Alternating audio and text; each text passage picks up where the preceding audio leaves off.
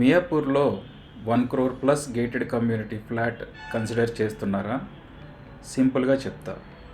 Booking ముందు కొన్ని doubts clear కాకపోతే లేటర్ అడ్జస్ట్ అవ్వాల్సి వస్తుంది. మనం యూజువల్లీ మెట్రో వస్తుంది అని ఎగ్జైట్ అవుతాం, రోడ్ వైడన్ ప్రపోజల్ ఉంది అని ప్రాజెక్ట్ మీద కాన్ఫిడెన్స్ పెరుగుతుంది. కానీ ఒక క్వశ్చన్ అడిగారా? ఈ ప్రపోజల్ యాక్చువల్గా ఎప్పుడు కంప్లీట్ అవుతుంది?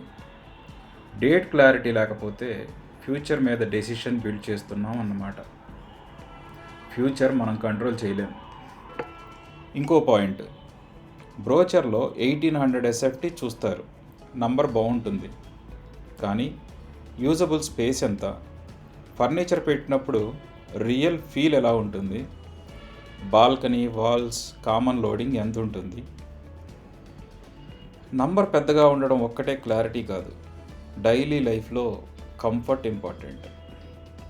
ఇంకా ఫైనాన్షియల్ సైడ్, బ్యాంక్ అప్రూవ్ చేసింది అంటే సేఫ్ అని కాదు, ఈఎంఐ కంఫర్టబుల్ అని అనిపించడం ఒకటి, అన్ఎక్స్పెక్టెడ్ సిచ్యువేషన్ హ్యాండిల్ చేయగలగడం ఇంకొకటి.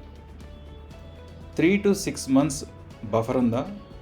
ఇన్కమ్ స్టేబులా? ఫ్లాట్ కొనడం అనే ఎగ్జైట్మెంట్లో ఫైనాన్షియల్ స్ట్రెచ్ అనే ట్రాప్లో పడిపోకూడదు. Peace important. ఇక బిల్డర్ గురించి, ప్రీవియస్ ప్రాజెక్ట్స్ చూసారా? రెసిడెంట్స్తో మాట్లాడారా? మెయింటెనెన్స్ ఎలా ఉంది? ఫ్యూచర్ ప్రామిస్ కన్నా పాస్ట్ ఎగ్జిక్యూషన్ చూస్తే క్లారిటీ వస్తుంది.